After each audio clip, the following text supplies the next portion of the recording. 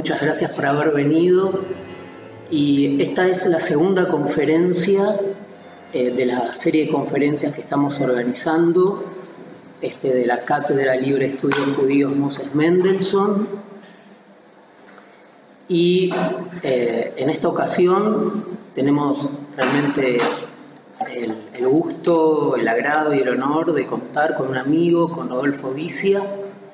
Rodolfo es licenciado en Filosofía, hizo su tesis sobre la estética musical en Rousseau, es músico, se desempeñó como chelista en la Orquesta Académica del Teatro Colón, también se dedica al periodismo cultural en la revista Enie, el diario Infobae y recientemente en la revista del Teatro Colón.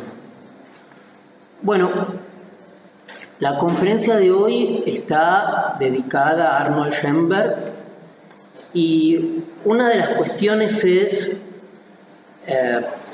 por qué elegimos a Schoenberg para incluirlo en este ciclo de conferencias y si en tal caso el personaje cubre las notas distintivas que se supone que caracterizarían a este tipo de cátedra y a este tipo de empresa.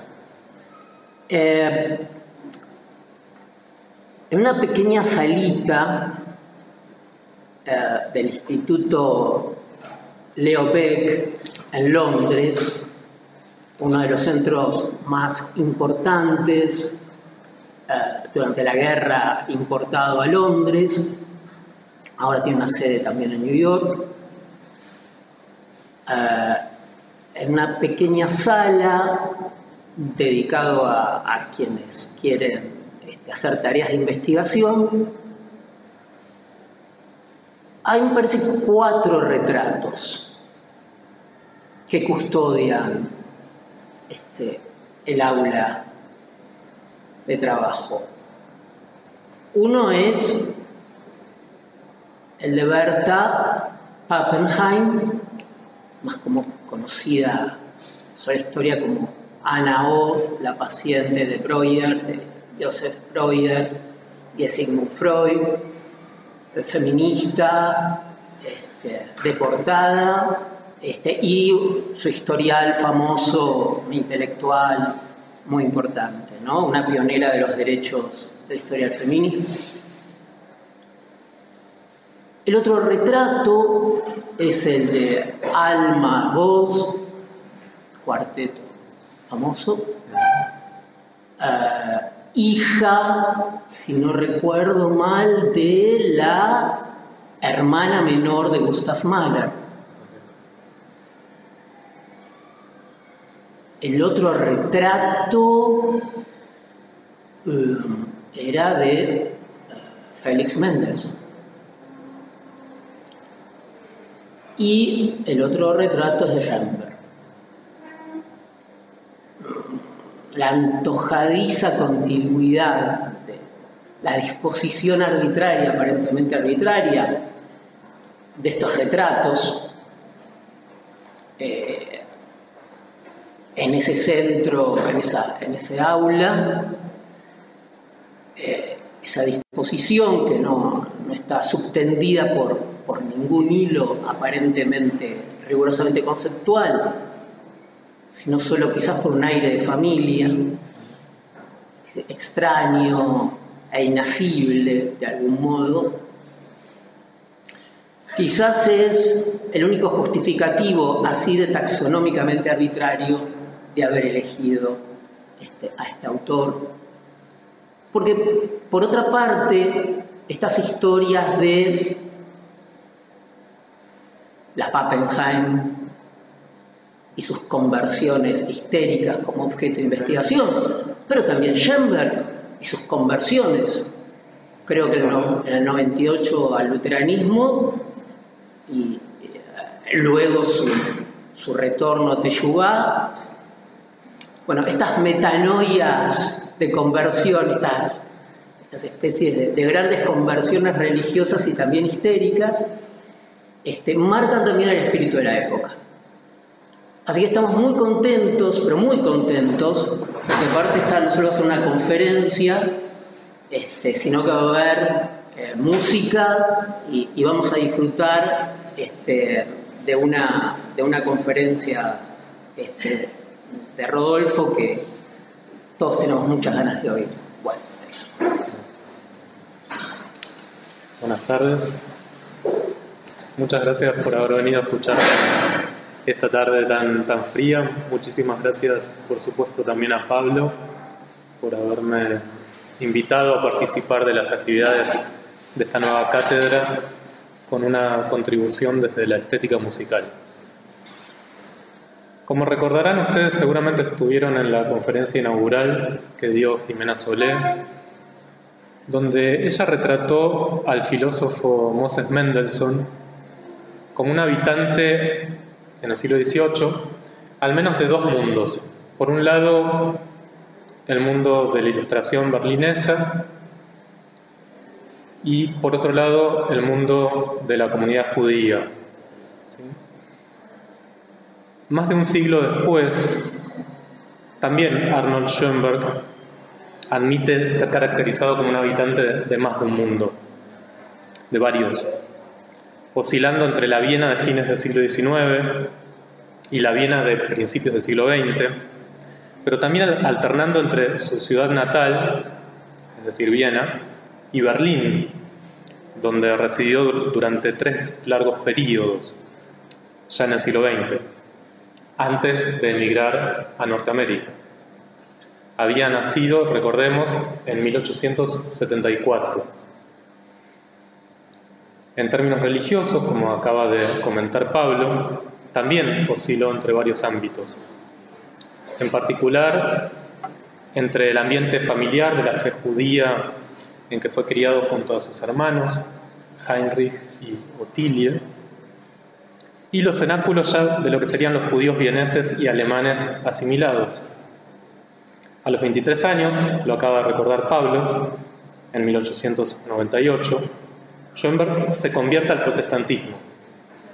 Y la cuestión se complica aún más porque sabemos que confidencialmente reconoció haber transitado también por una fase católica. ¿Sí? Esto aparece en una importante carta al musicólogo Peter Gradenwitz, que es un gran historiador de la música judía. Yo acá traje uno de sus libros, si lo quieren ver. Es un libro que se publicó el mismo año acá en Buenos Aires y en realidad en Tel Aviv. Fue traducido de inmediato. Fue uno de los corresponsales de Schoenberg. Y veremos que cuando más tarde retorne a sus orígenes confesionales, Schoenberg lo va a hacer dando un rodeo por una forma bastante peculiar de sionismo. El último periodo berlinés de Schoenberg comienza en 1926, cuando se pone al frente de la cátedra de composición musical en la Akademie der Künste, que había quedado vacante después de la muerte de Ferruccio Busoni, que es un gran compositor y teórico inmediatamente anterior. Son años muy fructíferos para Schoenberg, pero que acaban abruptamente, por supuesto, en 1933. Ante las primeras medidas raciales del nazismo, Schoenberg abandona Berlín y toma la ruta de la inmigración. Ese mismo año se reconvierte formalmente al judaísmo.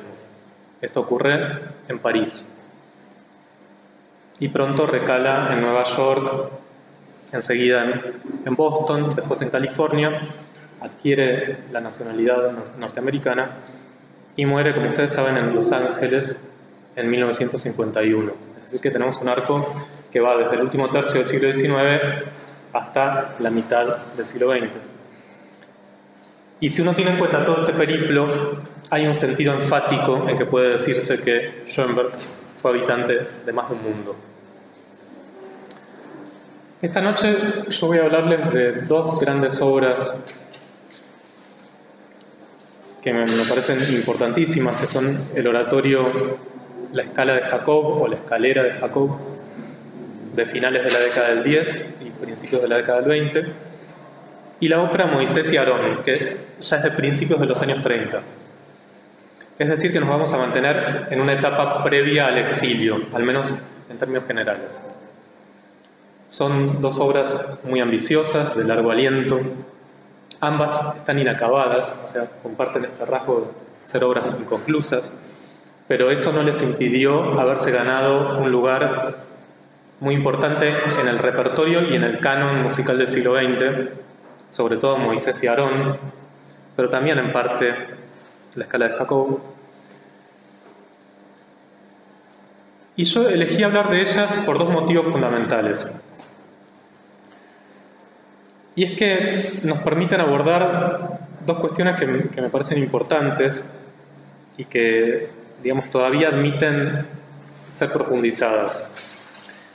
En primer lugar, estas dos obras iluminan la relación muy peculiar que tuvo Schoenberg con la Biblia, es decir, con el Antiguo Testamento sobre todo, y más en particular con la Torá, con el Pentateuco. Es decir, que iluminan su relación con estos contenidos bíblicos que tienen una dimensión múltiple, por supuesto. Una dimensión narrativa, simbólica, ética y desde luego teológica y sobre todo teológico-política. Y por otra parte, estas dos obras permiten apreciar mejor una inflexión crucial en la evolución musical de Schoenberg.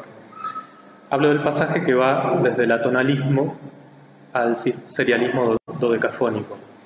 Y me parece que permiten apreciar ese pasaje, voy a tratar de demostrarlo, en su dinámica interna, una dinámica inmanente. En cualquier caso, la perspectiva que yo propongo exige considerar a Schoenberg no solamente como compositor y como teórico de la música, ustedes saben que fue un extraordinario ensayista también, sino, y agrego una faceta más, como dramaturgo. En todos los casos que vamos a analizar va a ser el propio Schoenberg quien medie entre la fuente o la inspiración bíblica y el libreto de la obra musical en cuestión. Bueno, este camino bíblico que yo propongo es bastante escarpado. Vamos a empezar por la escala de Jacob, que es la obra quizás menos conocida.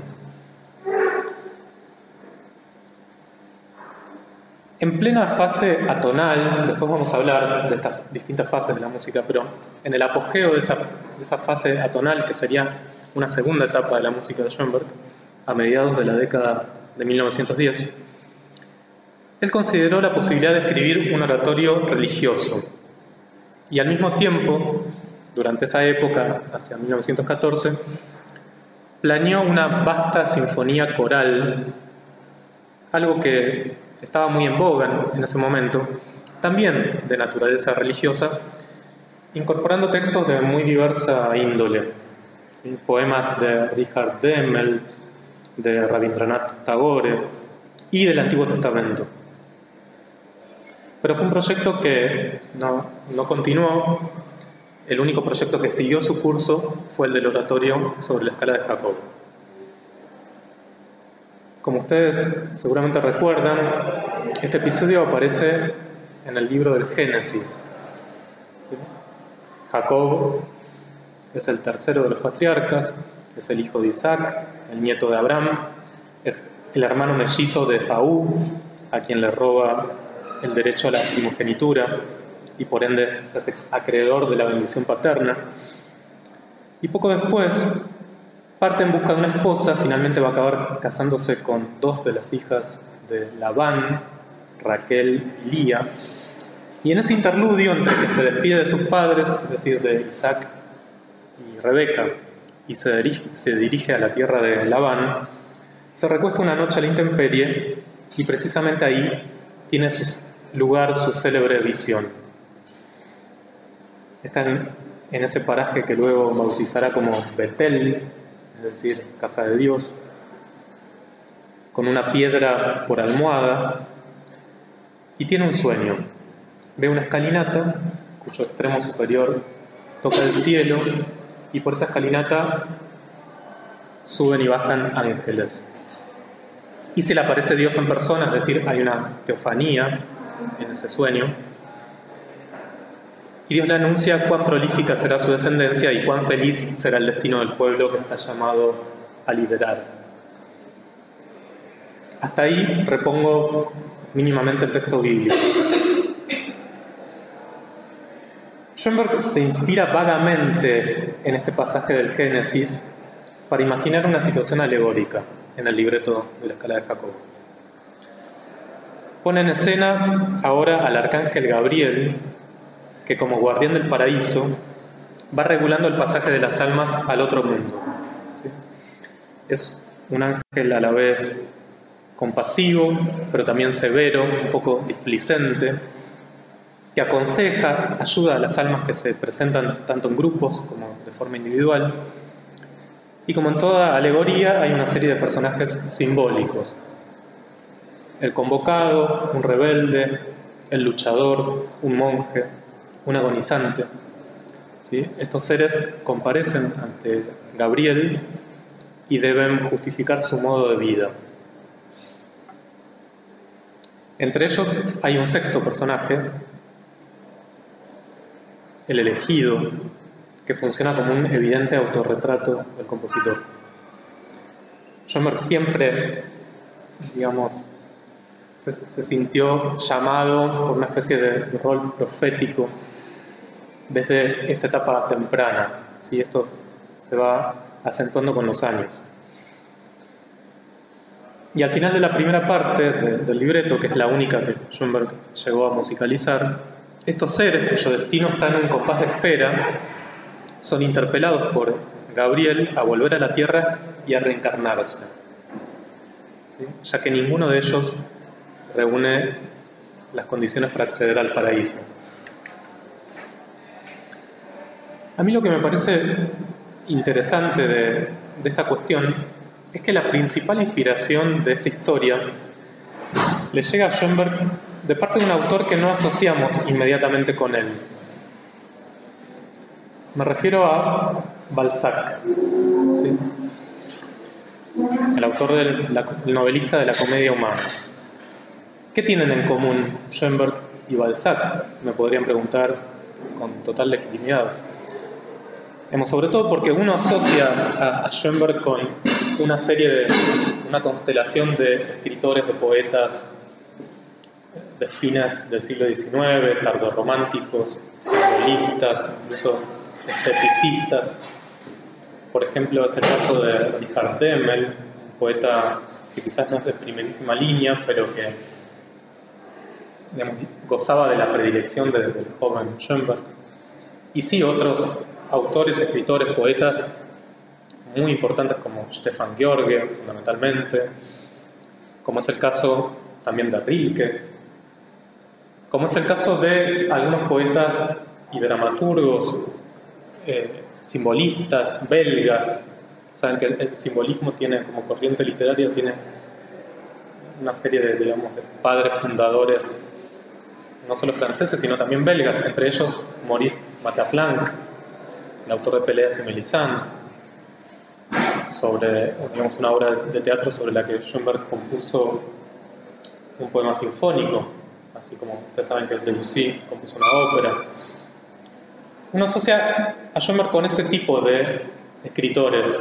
Sí, podríamos agregar también a Albert Giraud, que es otro simbolista belga, más bien decadentista, que es el autor de los poemas de Pierrot Lunar. Y también Schoenberg tiene ciertas predilecciones particulares, por ejemplo, por la poesía de Petrarca. ¿Sí? Van a encontrar varias composiciones sobre poemas del cancionero de Petrarca, e incluso por la poesía de Nietzsche. ¿Sí?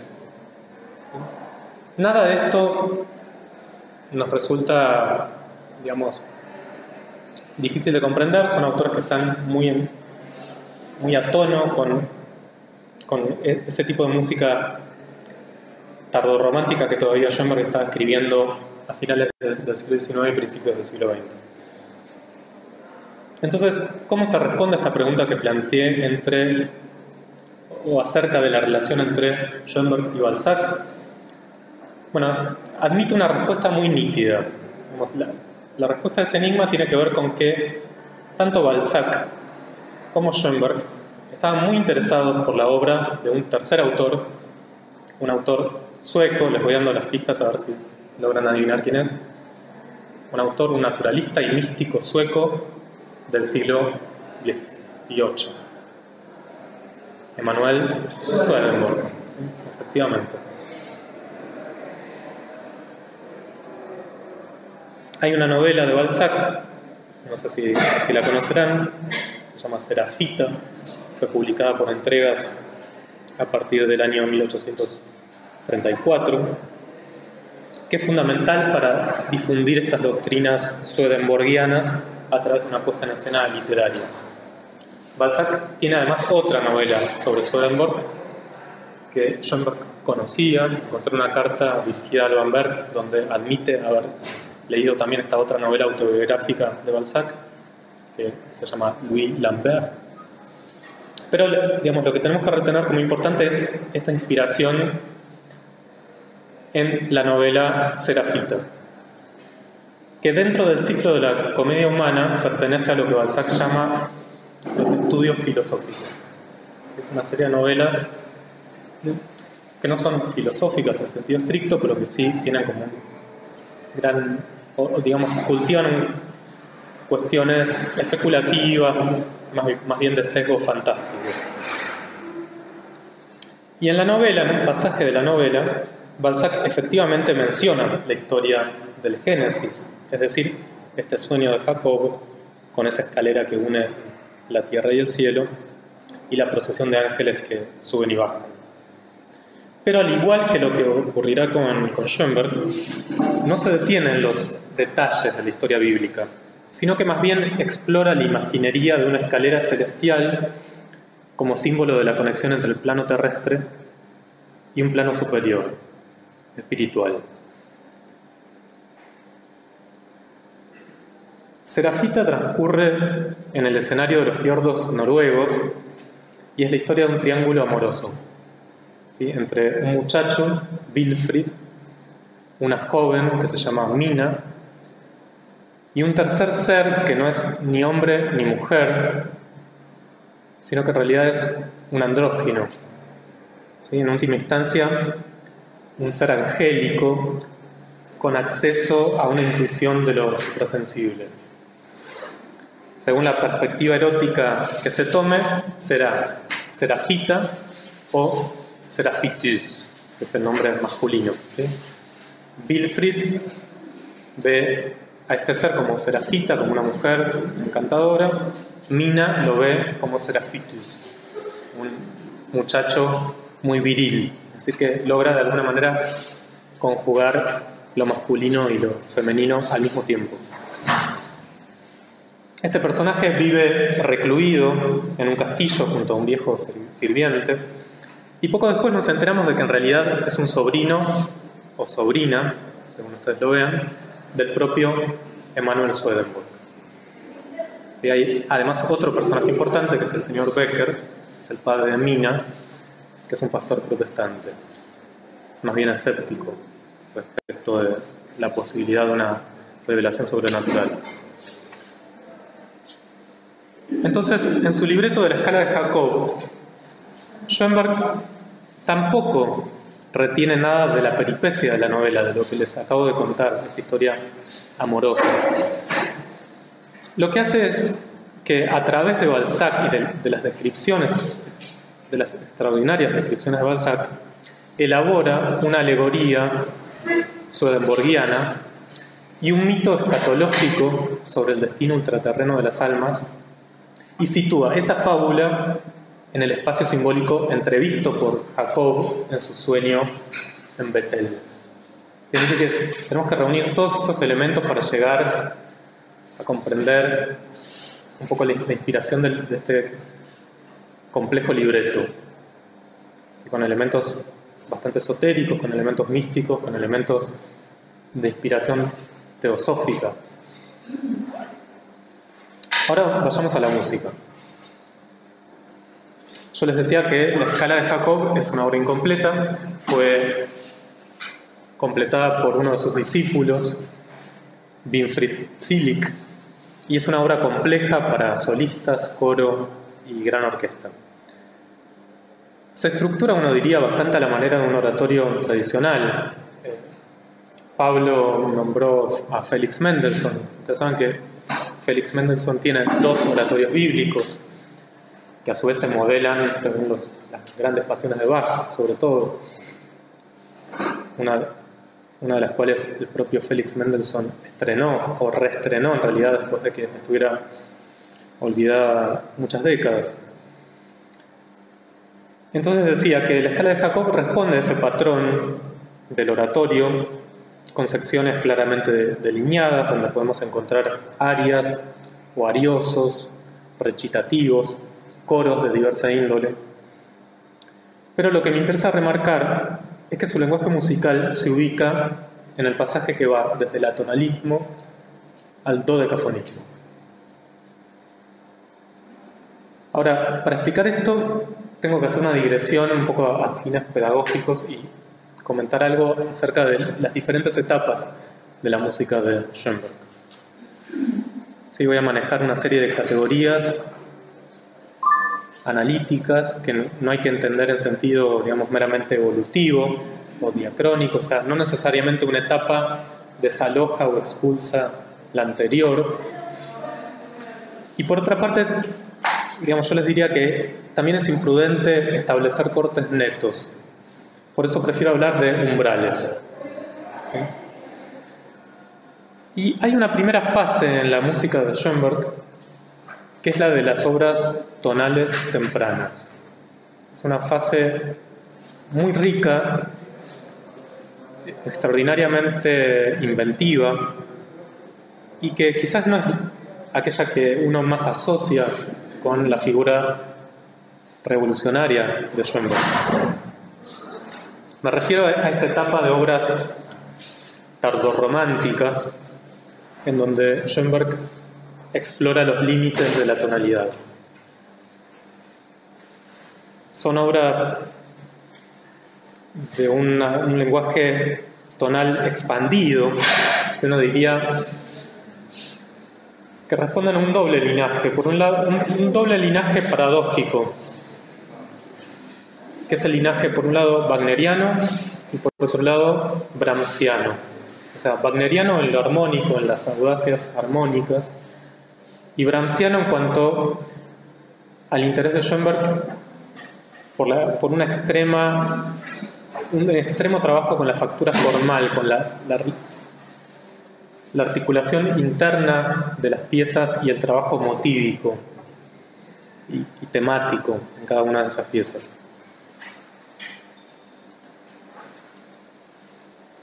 Ahora yo les preguntaría, ¿conocen alguna pieza de esa época?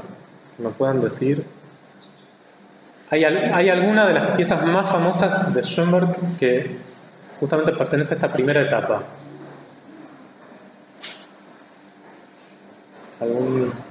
¿Alguien se...?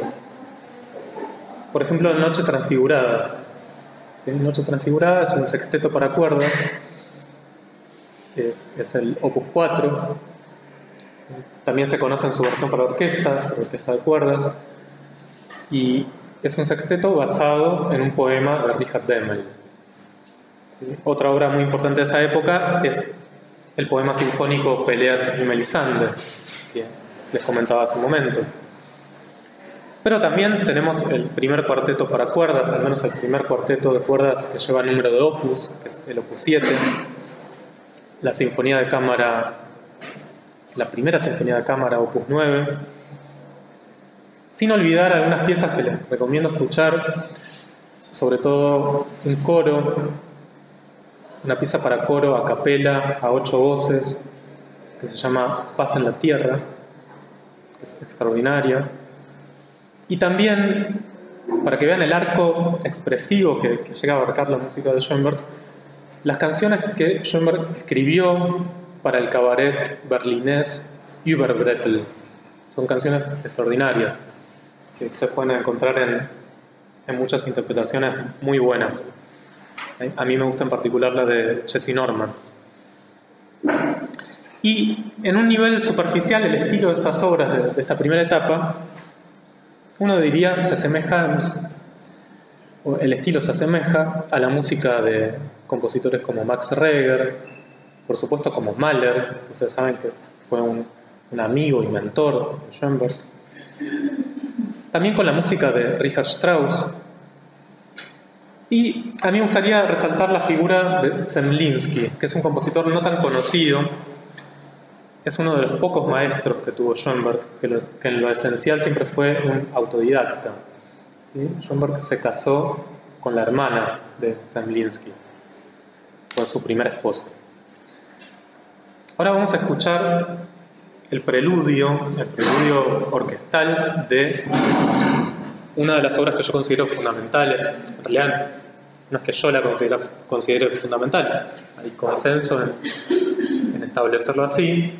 Es una vasta, digamos, cantata para solistas, coro y orquesta, y gran orquesta, que se llama Gurre-Lieder, como las canciones de Gurre.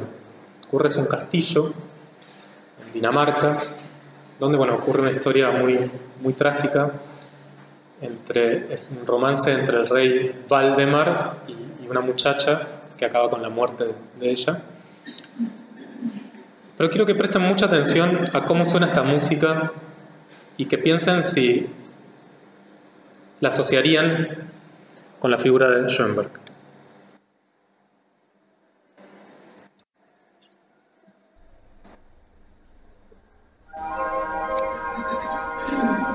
Disfruten porque es lo último que van a escuchar de música tonal. Después, todo lo que viene es mucho más disonante.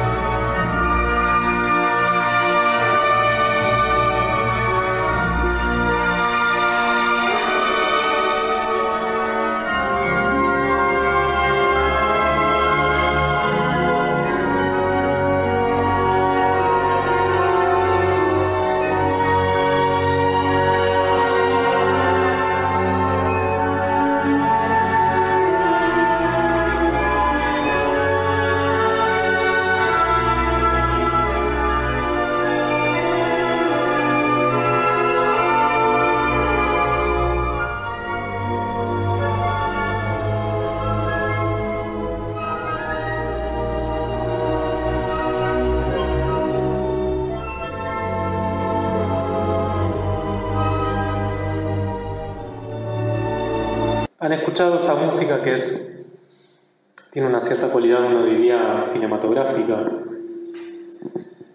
Sí, es una orquesta muy frondosa, una orquesta hipertrofiada, en la que tienen 4 flautas, 4 pícolos, 3 oboes, 7 clarinetes, una sección de bronce muy amplia, 4 arpas, a falta de una. Es un tipo de orquestación muy de la época, que la pueden encontrar en las óperas de Richard Strauss, como Salomé, sobre todo, como Electra, básicamente, que es una orquesta aún más grandiosa, o por supuesto en las sinfonías de Mahler, en la Sinfonía de los Mil, paradigmáticamente. Schoenberg se siente muy cómodo manejando en esa época este lenguaje tardorromántico. ¿Qué año es esto de esta composición? Esta composición es de principios del siglo XX, o sea, él la compuso entre 1901 y 1903, después la fue orquestando y en realidad el proceso se extiende hasta 1911, cuando ya él entra en la etapa atonal. Y de hecho cuando se estrena, supone un gran éxito para Schoenberg, un éxito que a él, no lo satisface tanto porque en el momento en que esta obra se estrena, él ya estaba transitando un momento muy diferente de su composición musical, en su composición musical. Ahora vamos a eso. Es una obra sin número de opus. Así que, por eso pasamos a hablar de la segunda etapa, que es lo que usualmente se suele denominar atonalismo. Y lo que sucede es que con la acentuación del cromatismo, de las modulaciones constantes y otros elementos, el eje tonal de las composiciones de Schoenberg se vuelve cada vez más ambiguo. Se van disolviendo las relaciones básicas entre los grados de la escala diatónica. Ustedes saben que en el tonalismo cada grado de la escala tiene una función armónica precisa, ¿sí? Si yo tomo una escala mayor modelo, do, re, mi, fa, sol, la, si, el do es la nota tónica, es el primer grado de la escala, el sol es la segunda nota más importante porque es la dominante, el cuarto grado, el fa, es la subdominante, el séptimo es la sensible, etc. El tercero es la mediante, el segundo es la supertónica. Cada uno de estos grados tiene una función. Y por su parte la armonía también dicta la jerarquía de las notas que componen la melodía. Y así tenemos notas de pasaje, disonancias ocasionales, apoyaturas. Estamos entrando entonces en el primer umbral, porque hacia 1908 Schoenberg abandona este lenguaje, abandona la tonalidad y comienza a explorar una armonía completamente liberada de estas coerciones funcionales. Las disonancias ya no se resuelven, en realidad se han emancipado por completo, por ende queda abolido el mismo principio del contraste entre consonancia y disonancia, y podemos hablar entonces de una etapa atonal, ¿sí? Que era un rótulo que a Schoenberg no le gustaba para nada. Él solía preferir otra palabra, otro epíteto, o en realidad un sustantivo.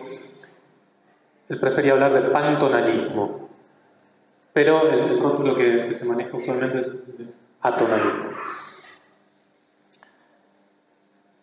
Esta etapa la pueden, ver representada en obras como las 3 piezas para piano, opus 11, en un ciclo extraordinario de canciones sobre poemas de Stefan George, que es el libro de los jardines colgantes, y del opus 15, y otras obras, las 5 piezas orquestales, las opus 16, y es un movimiento que ya aparece, o una inflexión que ya aparece en el segundo cuarteto para cuerdas. Recuerden que el primero es todavía tonal, el segundo tiene una primera mitad tonal y una segunda mitad donde se emancipa de las coordenadas tonales. Es un cuarteto extraño porque también incluye la participación de una soprano que canta 2 poemas de Stefan George, precisamente. Y hay otra serie de obras fundamentales de esta etapa que estilísticamente pueden, describirse como expresionistas. Por ejemplo, 2 obras para la escena, como el monodrama Erwartung o el drama con música, La mano afortunada o La mano feliz, Die glückliche Hand. y el ciclo Pierrot Lunar, ¿sí? El Opus 21. Son obras donde la expresión a menudo adopta un carácter torturado, o bien onírico, o bien alucinatorio, y a veces todo eso al mismo tiempo. ¿Sí? Acá sí, ya son obras que uno asocia de manera inmediata con la estética expresionista y con la figura de Schoenberg. Vamos a escuchar, a ver si es verdad, algo de lo que les estoy comentando. Y vamos a escuchar precisamente el comienzo de la escala de Jacob.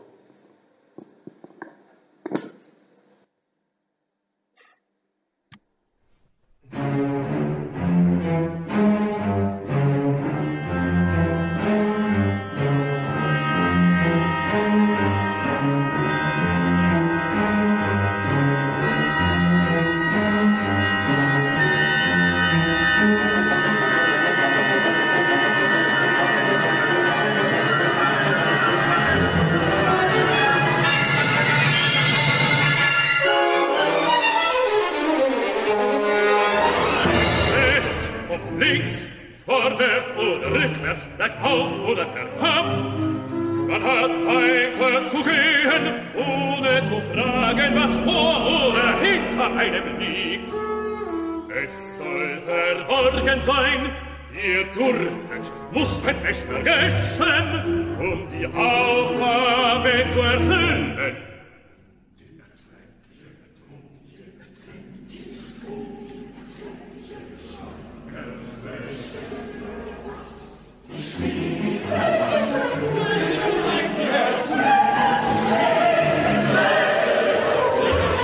Etcétera. Ahí tienen una introducción orquestal, digamos, muy impresionante. Ahora la vamos a analizar un poquito. Aparece el arcángel Gabriel, que es el que canta con este canto tan declamatorio, la primera parte, y la intervención del coro que se da a continuación. Quiero agregar otra precisión, y con esto voy terminando lo que sería, digamos, la faceta tonal, y es que la desintegración de la tonalidad es indisociable de cierta desintegración del orden temático, ¿sí? Ustedes saben que en general las piezas musicales en lenguaje tonal se componen de ciertos patrones formales. En una forma sonata tiene generalmente dos temas contrastados que siguen un determinado curso, hay una exposición, hay un desarrollo, una reexposición. Todos estos patrones desaparecen con la música más radicalmente atonal de Schoenberg, y algunas de estas obras terminan rozando lo que sería el atematismo, ¿sí? Son obras en las que resulta imposible reconocer un tema, ¿sí? Un motivo. Por ejemplo, es el caso de Erwartung, ¿sí? Es una pieza que usualmente se considera atemática por esta razón. Digamos, uno tiene que analizar eventos musicales que van variando casi en cada compás, ¿sí? Todo es nuevo en este discurso sonoro. Pero al mismo tiempo, dentro de este periodo atonal, algunos, digamos, hablan de la necesidad de dividirlo entre lo que sería el atonalismo libre, ¿sí? Ligado a esta disolución no solo de la tonalidad, sino de los temas y los motivos, sino también de un atonalismo organizado, ¿sí? Un atonalismo que ya va en dirección a lo que va a ser el dodecafonismo. ¿Sí? Ahora voy a explicar exactamente en qué consiste esto. Pero quería mencionarles que hay varias obras que están, digamos, antes del umbral que ya nos lleva al mundo decafónico, que lo preanuncian. Y de hecho es el caso de la música que acaban de escuchar, es el caso de la escala de Jacobo. ¿Desde cuándo podemos hablar de dodecafonismo? Para ir marcando estas etapas. A partir de la década del 20, ¿sí? Comienzos de la década del 20. Sobre todo a raíz de ciertas obras que exhiben un carácter neoclásico. ¿Qué quiere decir esto? Que retoman formas como la suite o ciertas danzas barrocas específicas. De hecho, la primera obra integralmente dodecafónica es la famosa Suite Opus 25 para piano. Otras obras fundamentales de esa época son el Quinteto para vientos, las variaciones para orquesta Opus 31 y muchas otras obras en casi todos los géneros que Schoenberg compone a partir de la década del 20. Voy a tratar de explicar en los términos más sencillos posibles en qué consiste el dodecafonismo. ¿Sí? Tuvimos hasta ahora dos etapas, ¿sí? La etapa todavía tonal, la etapa atonal y ahora tenemos la etapa dodecafónica. Yo les propongo considerarlo de la siguiente manera. El dodecafonismo es ante todo un sistema de composición, ¿sí? Un método. Y tiene dos pilares. Uno de los pilares, de alguna manera ya lo introduje, ¿sí? Tiene que ver con un principio que establece la absoluta paridad entre todos los grados de la escala cromática. ¿Sí? Una escala cromática tiene 12 grados: Do, Do sostenido, Re, Re sostenido, Mi, etc. ¿Sí? Son todos los semitonos en que puede dividirse una escala temperada. Vimos que en la armonía tonal esos grados tenían una función, ¿verdad? Eso es lo que ahora se disuelve. Esa función determinada de cada uno de los grados de la escala desaparece, deja de tener sentido. ¿Sí? Todos los grados, de alguna manera, tienen el mismo derecho a presentarse en términos armónicos y constructivos. Y hay otro pilar, este es como un pilar, el primero tiene que ver con algo, con una legalidad que desaparece. El segundo pilar tiene que ver con una codificación, con una legalidad que Schoenberg inventa, ¿sí? Y que es la construcción exhaustiva de la composición según el principio de la serie. Por eso se llama serialismo, ¿sí? Serialismo dodecafónico, composición con 12 sonidos. Porque la técnica dodecafónica consiste básicamente en ordenar esos 12 sonidos cromáticos en una serie establecida en cada caso por el compositor. Y acá entro ya en una cuestión un poco de matemática y de combinatoria. ¿Sí? Una serie es una serie de notas, ¿sí? De 12 notas, que van a ser ordenadas según disponga el compositor.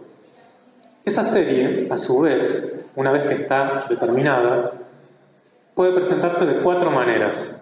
Puede presentarse en posición original, en la posición de partida, la posición natural. Puede presentarse retrogradada, es decir, de atrás para adelante. Puede presentarse invertida. ¿Qué quiere decir esto? Que cuando un intervalo es ascendente, en la serie derivada invertida va a ser un intervalo descendente y viceversa, como si estuviera en espejo. Y por último, una cuarta posibilidad, que es la retrogradación de esa inversión. ¿Sí? Con eso tienen las 4 posibilidades de alguna manera de manipular una serie dodecafónica. Y a su vez, la serie puede transponerse a todos los grados de la escala, que como les dije son 12. ¿Sí? Es decir, que si sumamos las 12 transposiciones de la serie principal, sus 12 inversiones, más las 24 retrogradaciones de todas ellas, conseguimos una matriz de 48 series derivadas que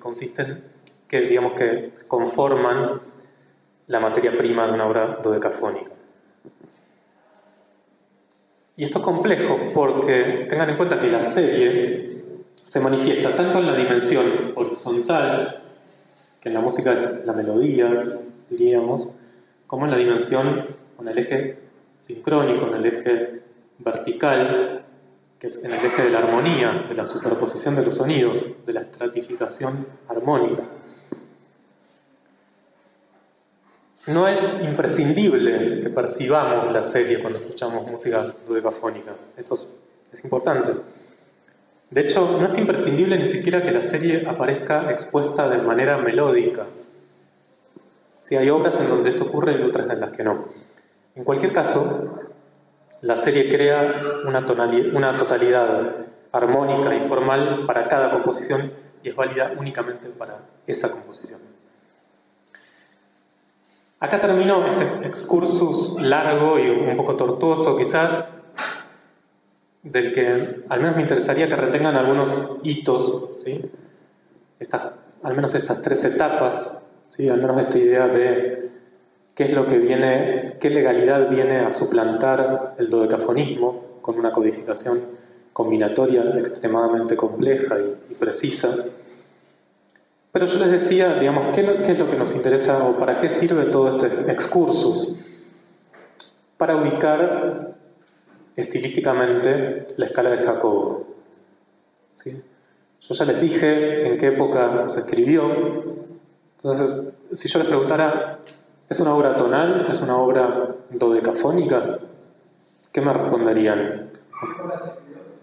Se escribió entre 1915 y 1922.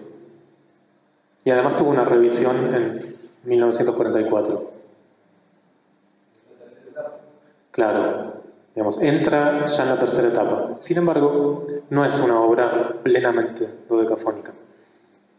¿Sí? Se sitúa en el umbral de la técnica serial. Al punto de que cabe, esta ya es mi tesis de alguna manera, cabe considerarla una composición proto-serial, ¿sí? O un prototipo dodecafónico. Es todavía una obra atonal, pero no de atonalidad libre, sino que el material sonoro exhibe un alto grado de organización. En particular, y esto ustedes yo creo que intuitivamente se dieron cuenta, porque los miraba mientras escuchaban y que seguían el ritmo. En particular, Schoenberg, desde el principio de esta obra, estructura la pieza a partir de un ostinato, lo que se llama en música un ostinato, que es un patrón rítmico y melódico que se repite con tesón. Sí, en este caso se trata de un ostinato de 6 notas, técnicamente es un hexacordio, que aparece en los chelos. A ver si logramos escucharlo. Es un patrón de 6 notas, lo tocan los chelos, y como es un ostinato, se repite. Se va a repetir 6 veces.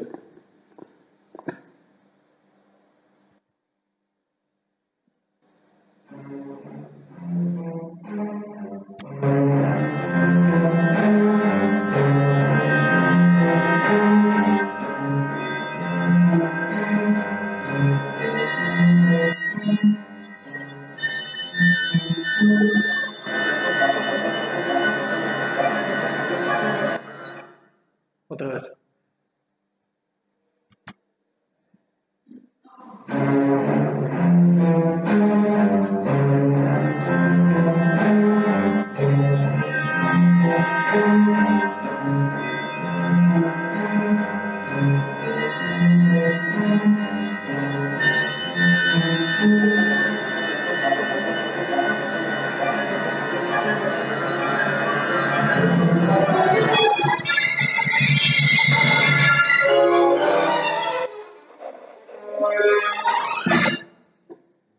Dejé un poco más porque me gusta mucho. También es un poco cinematográfico, aunque altamente disonante.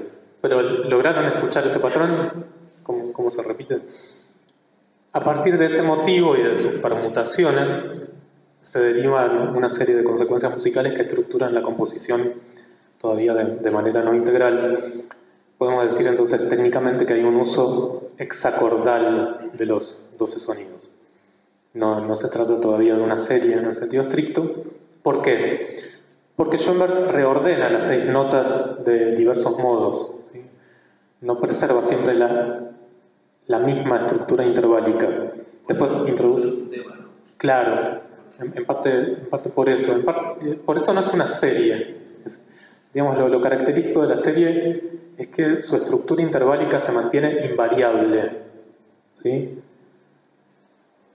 Incluso en todas sus permutaciones, ¿sí? En las 4 permutaciones o en las 3 permutaciones, o sea, la original, la invertida, la retrogradada y la retrogradación de la inversión, digamos, en esas 4 posibilidades de derivación, la serie se mantiene con su estructura interválica inmutable.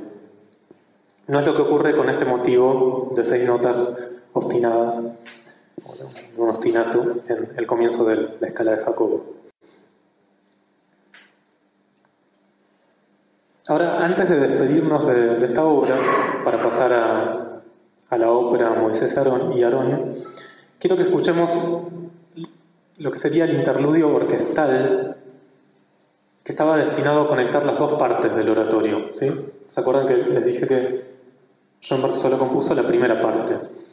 Es decir, que la música que vamos a escuchar ahora es, digamos, lo último que se conserva de la escala de Jacobo.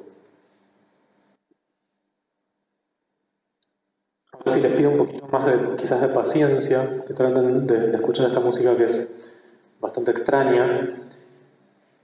Son cerca de 5 minutos. Traten de identificar los motivos que aparecen, los instrumentos solistas,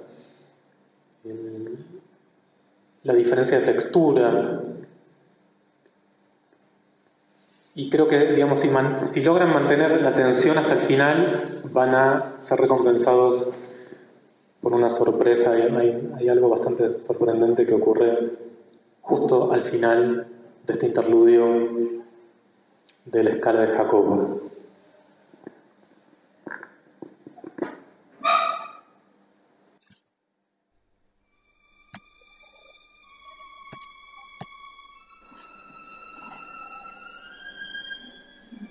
Solo de violín, ¿no?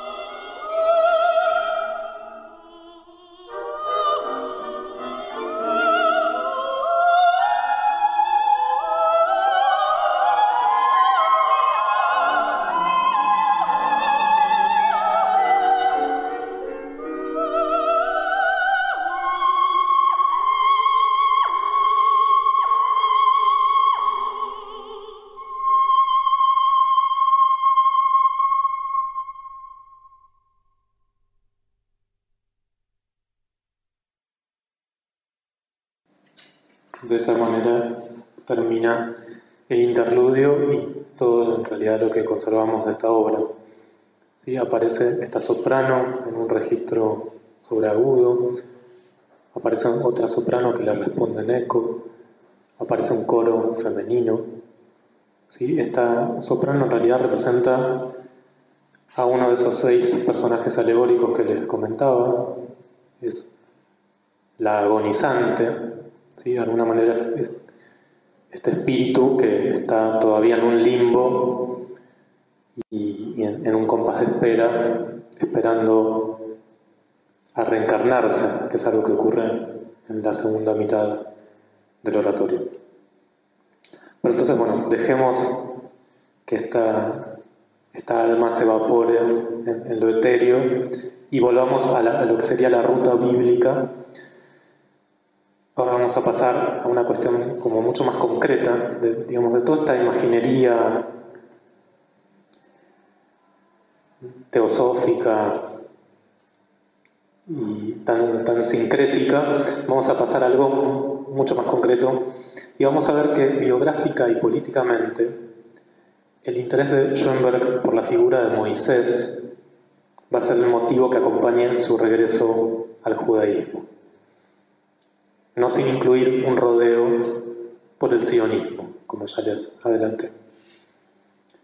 De hecho, entre 1926 y 1927, Schoenberg escribe El Camino Bíblico, que es una obra de teatro que de alguna manera yo tomé como pretexto para el título de esta charla.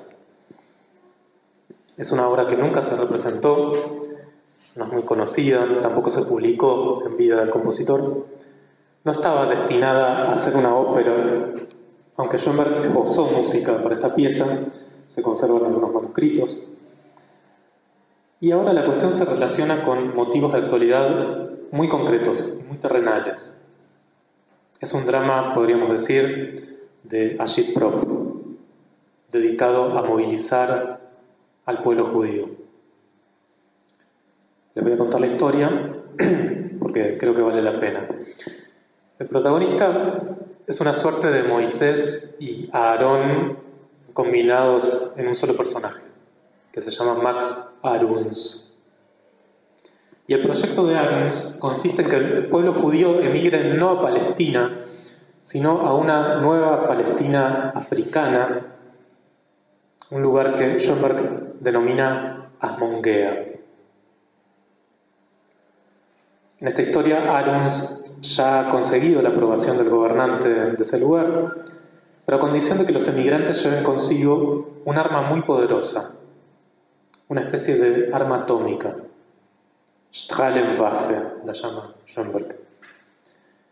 Esta arma de irradiación, quizás podríamos traducir, es una invención de otro personaje que es el general Pinzar y permite enviar rayos a cualquier punto del planeta. Estos rayos absorben el oxígeno ambiente y así sofocan a todas las criaturas vivientes que anden por ahí. Pero les ahorro más detalles de la peripecia si les cuento que el permiso de entrada se cancela cuando Ahrens no es capaz de suministrar esta arma. Y lo mismo que en el Éxodo, y esto ya es más interesante, la entrada a la tierra prometida se retrasa. En este caso se posterga hasta la muerte de Ahrens. Hay un joven, Guido, que cumple en este contexto un papel análogo al de Josué en la Biblia. Es decir, ocupa el lugar de Ahrens y finalmente consigue llevar el arma. O sea que está presente la idea de que la supervivencia de los judíos como nación depende un poco de la posesión de esta arma letal y terrorífica. Pero hay otros costados también muy interesantes. Max Ahrens encuentra a su antagonista en David Asaino, así se llama un judío ortodoxo, otro personaje, que lo acusa, con razón, de querer encarnar a la vez las figuras de Moisés y Aarón. Cuando Ahrens muere, reconoce haber cometido ese pecado de soberbia, de desmesura, Pero por otra parte, muere en paz. Se da un giro de la política a la teología, en cierto sentido. Aruns abandona la vida feliz, en cierto modo, porque sabe que su nación cuenta con hombres dispuestos a ofrecer sus vidas en aras del concepto de un Dios, y cito sus palabras, único, eterno, invisible e irrepresentable. ¿Sí? Son 4 atributos divinos, presten mucha atención, que aparecen en este discurso final de Aruns. Y digo, presten atención porque estas últimas palabras serán precisamente las primeras que pronuncie Moisés en la ópera Moisés y Aarón, ¿sí? En una famosa invocación inicial. Les cuento, antes de dejar este tema, que algunos investigadores sostienen que Schoenberg habría concebido la figura de Aruns según el modelo de Theodor Herzl. Más tarde, efectivamente, el compositor lamentó el fracaso de Herzl de crear un Estado judío en Uganda, es decir, en la Uganda británica. Pero al momento de escribir esta obra, Schoenberg, según su propio testimonio, esto lo estuve corroborando, no estaba muy al tanto de los escritos de Herzl, ni tampoco de los escritos de otros pioneros del sionismo. Sí, más bien le interesaba mucho la figura del ucraniano Zev Jabotinsky, fundador de lo que se suele denominar sionismo revisionista. Esta creo que es la referencia crucial. Es una cuestión que se podría profundizar, pero después de este interludio necesitamos llegar de manera directa a la ópera sacra Moisés y Aarón, que es el punto final de nuestro recorrido. Y que acabó siendo una extensa ópera en 3 actos sobre el héroe fundacional del monoteísmo religioso. Después de la escala de Jacob, de hecho, podemos considerarla la segunda gran profesión de fe de Schoenberg. Empezó a escribir el libreto en 1927 y compuso la música entre 1930 y 1932. Tengan en cuenta que oficialmente Schoenberg todavía era considerado cristiano. Como se sabe, solo llegó a componer la música completa de los 2 primeros actos. Y esos 2 primeros actos abarcan el lapso que va desde el momento en que Dios le encomienda a Moisés su misión emancipadora, desde la zarza ardiente en el monte Sinaí, hasta el momento más crítico, el momento en que Moisés rompe las tablas de la ley y se hunde en la desesperación. A diferencia de la escala de Jacob, esta ópera se inspira ya no de modo, digamos, vago en un pasaje fugaz del Génesis, sino que se inspira en una importante secuencia narrativa y épica del Éxodo, en la que sin embargo introduce numerosas modificaciones, desplazamientos del acento y condensaciones. Es decir, no adopta la historia tal cual. Hay un trabajo hermenéutico y un trabajo creativo muy intenso sobre una base bíblica. Y otra diferencia con la escala de Jacob, ya la hemos adelantado, es que la obra entera se construye a partir de una única serie, ahora sí, de 12 tonos y sus múltiples transformaciones. Digamos, esta serie y sus permutaciones rigen todo, incluso el título de la obra. Porque, y ahora yo les pregunto a ustedes, ¿cómo se llama la ópera? En alemán. Moses. Con una sola onda. Exacto. Yo creo que tenía una fibra. Si podemos ver.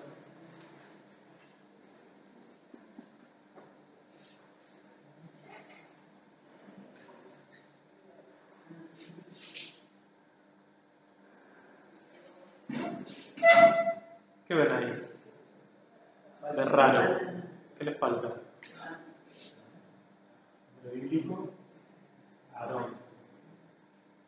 ¿Cuántas letras suma? 2. ¿Con la A suplementaria? Suma 13. 13.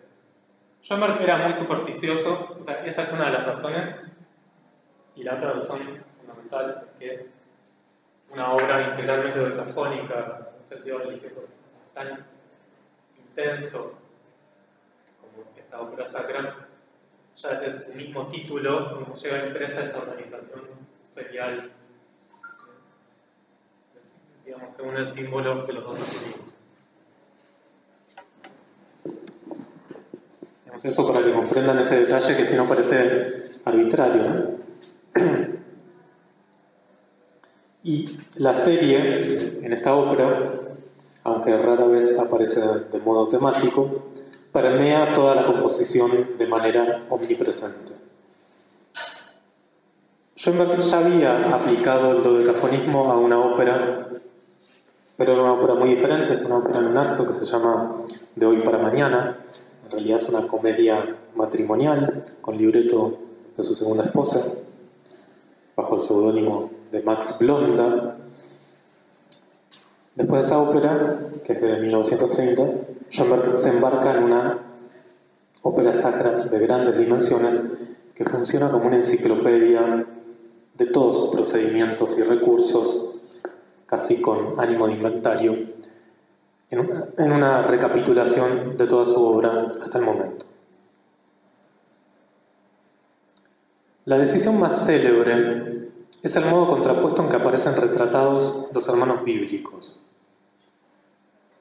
Por un lado, Moisés es el portador del mensaje divino en su más extrema pureza, un mensaje que sin embargo es incapaz de comunicar porque carece de dotes oratorias. ¿Sí? Tiene dificultades al hablar, de alguna manera está impedido para comunicar ese importante mensaje que Dios deposita en él. Y por otra parte, Aarón es un líder extraordinariamente elocuente, una mezcla de taumaturgo y demagogo, que en realidad adapta el mensaje divino a la medida del pueblo, tergiversándolo. Lo interesante es que en el plano musical esta contraposición se manifiesta en la caracterización vocal de ambos hermanos. Esto tiene que ver por un lado con la tesitura, es decir, el personaje de Aarón se confía a un tenor, el personaje de Moisés a un bajo barítono. En el caso de Aarón es un papel de tenor muy exigente, es un tenor heroico casi, que se suele denominar Heldentenor, que se explaya todo el tiempo en una especie de bel canto, solo que se trata de un bel canto dodecafónico, ¿sí? No un bel canto a la manera de Rossini o Donizetti o Bellini.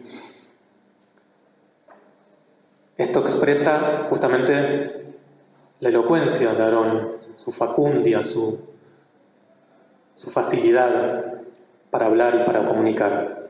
Y Moisés, por el contrario, es, como les decía, un barítono bajo que se expresa en una modalidad tortuosa de canto hablado. Ustedes conocerán esta noción de Sprechgesang. Schoenberg también hablaba de Sprechstimme o incluso de Sprechmelodie. ¿Sí? Sprechgesang es canto hablado, Sprechstimme sería voz hablada, melodía hablada, Sprechmelodie. ¿Qué es esto? Es un tipo de declamación estilizada. En cierta medida ya la pueden encontrar en las palabras iniciales del arcángel Gabriel que escucharon en la escala de Jacob. Pero ahora vamos a escuchar cómo aparece esto en el propio Moisés. Es una declamación escrupulosamente anotada en cuanto a lo que serían los valores rítmicos y las alturas relativas que va atravesando la curva vocal, y que además tiene un modo específico de notación que fue variando con el tiempo. Después, si quieren, les cuento en qué consiste. Lo importante, y esto es crucial, es que es un recurso que Schoenberg utilizó desde muy temprano, está presente en toda su obra. Desde los Burrelieder, muchos que olvidan que eso ya aparece en los Burrelieder, en la escena final, hasta su última obra, que es su testamento musical, que es el Salmo moderno Opus 50, pasando por obras muy importantes como la escala de Jacob, digamos, la escena del agonizante, digamos, emplea este recurso del Sprechgesang. Una obra como Pierrot Lunar está enteramente escrita según esta modalidad, que además aparece en otras dos obras muy importantes, la Oda a Napoleón Bonaparte y quizás la obra más conocida de Schoenberg, la más política en un sentido explícito, que es Un superviviente de Varsovia. ¿Sí? Todas esas obras que son de periodos que atraviesan toda la carrera de Schoenberg recurren al Sprechgesang. Vamos a escuchar justamente el inicio de Moses und Aaron, donde tenemos este diálogo entre Moisés, que declama de esta manera que les estoy contando, y van a escuchar un coro complejo, son 8 voces solistas, más un coro que también recurre a una especie de Sprechstimme susurrada, que se superpone a las voces solistas, que es la voz de Dios a través de la zarza ardiente. ¿Sí? Y van a poder escuchar la célebre invocación, donde aparecen, enumerados estos atributos divinos, que incluso sin saber nada de alemán no van a poder sino escucharlos, por el énfasis en que son pronunciados.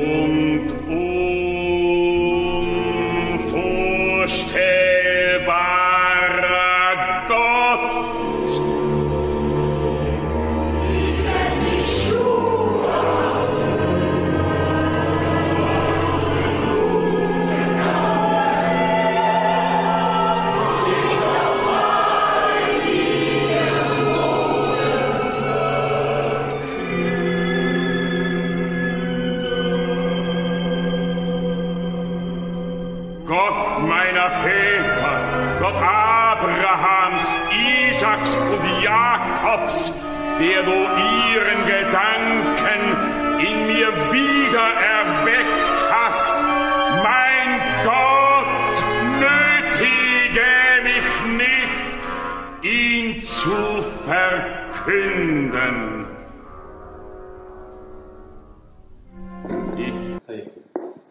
Queda claro que Moisés no canta tal como suele cantar un bajo barítono en una ópera,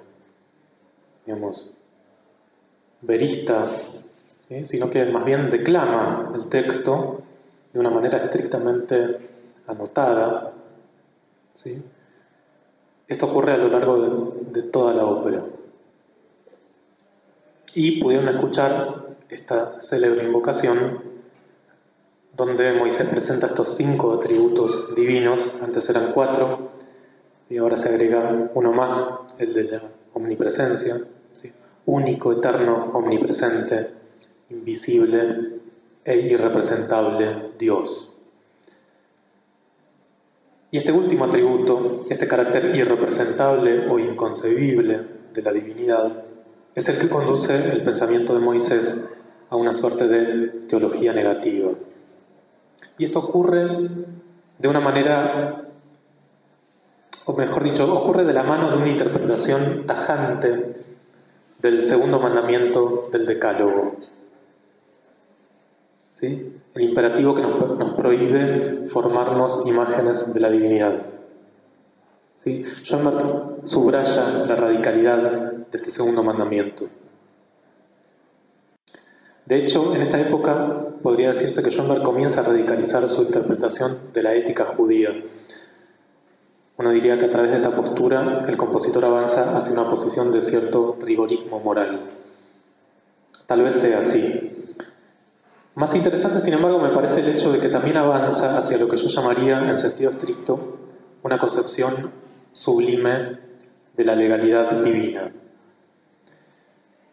Este carácter sublime de la ley con mayúscula, deriva de nuestra imposibilidad de captarla a través de los sentidos.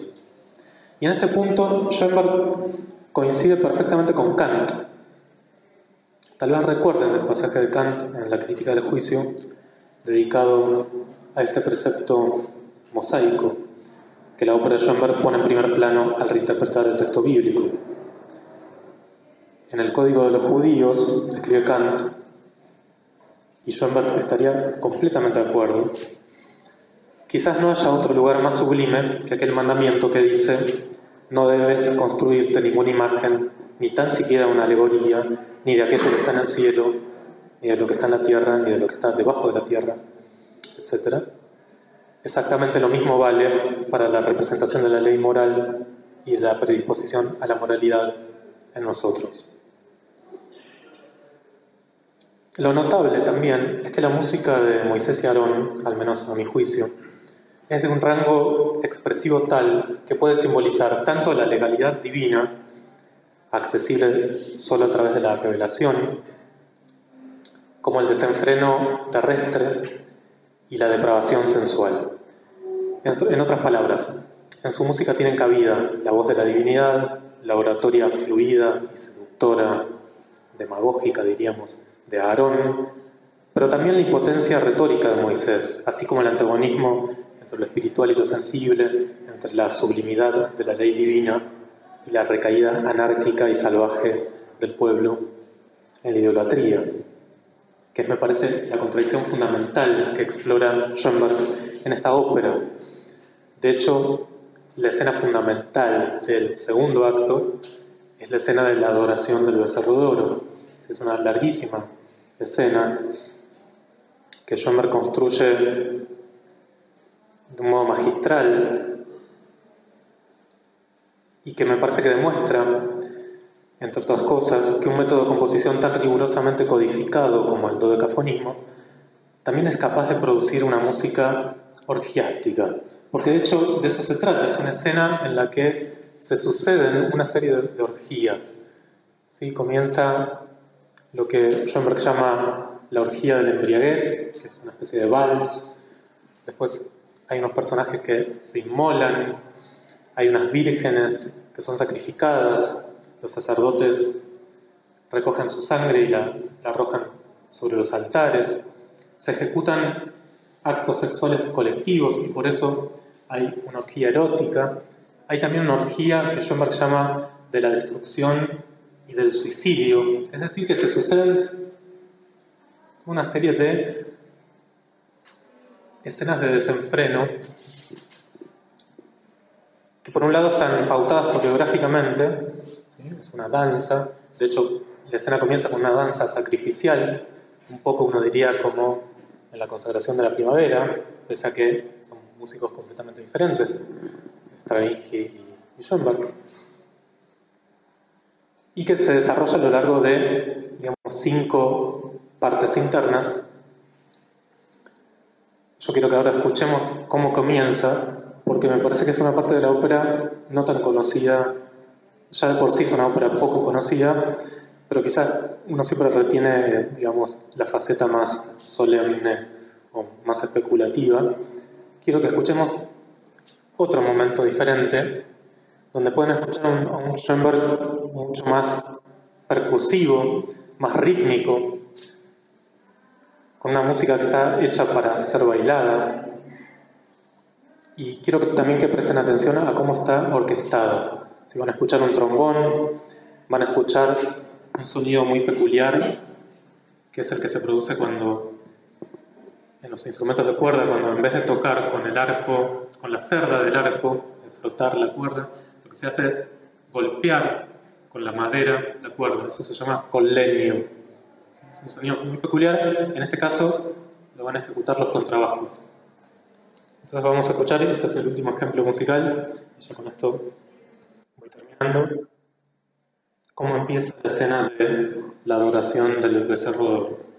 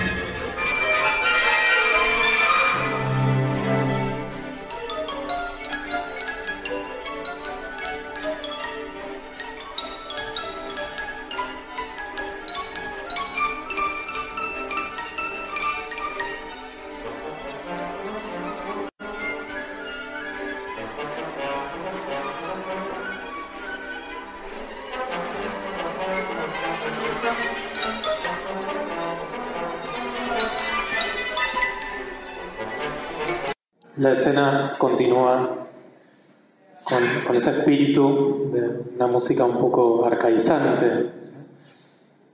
Habrán escuchado el xilofón en esta última intervención y creo que pudieron escuchar este sonido peculiar que producen los contrabajos tocando con leño, es decir, golpeando las cuerdas con el arco. Y en esta escena queda en evidencia una cuestión fundamental, y es que con su mensaje monoteísta, Moisés encuentra una intensa desconfianza, una intensa oposición por parte del pueblo. Y este personaje también afronta de manera paradigmática la dificultad, que no es una imposibilidad, de articular el plano divino y el plano humano en una comunidad política, a fin de cuentas, teocrática. Para que triunfe el monoteísmo, parece sostener Schoenberg, tiene que terminar el régimen de la mala mediación idolátrica entre lo divino y lo humano. Aarón tiene que morir, parece ser la consecuencia poco ortodoxa de esta hermenéutica bíblica. Y es lo que efectivamente ocurre en el acto tercero, ¿sí?, que acaba con la muerte de Aarón.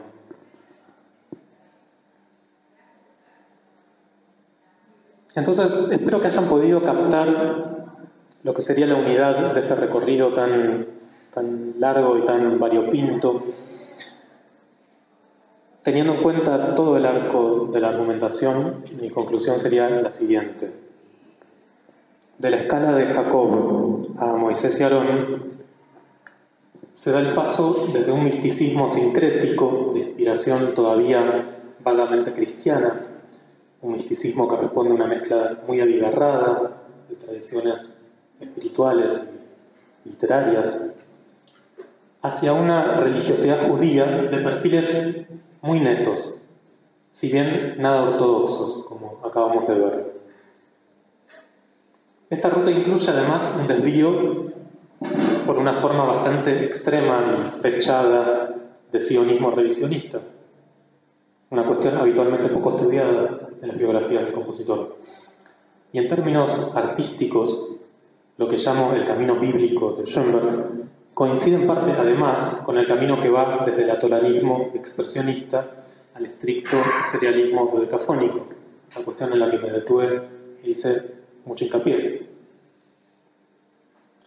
Así se perfila, o se acaba perfilando una línea quebrada pero coherente desde una alegoría mística, todavía de linaje simbolista, hasta una parábola filosófica muy personal cuya ambición especulativa, teológico-política, espero haber demostrado al menos en parte. En todos estos casos, Schoenberg se revela como un asombroso lector de ese libro de libros que es la Biblia. Así que con estas palabras termino. Muchas gracias.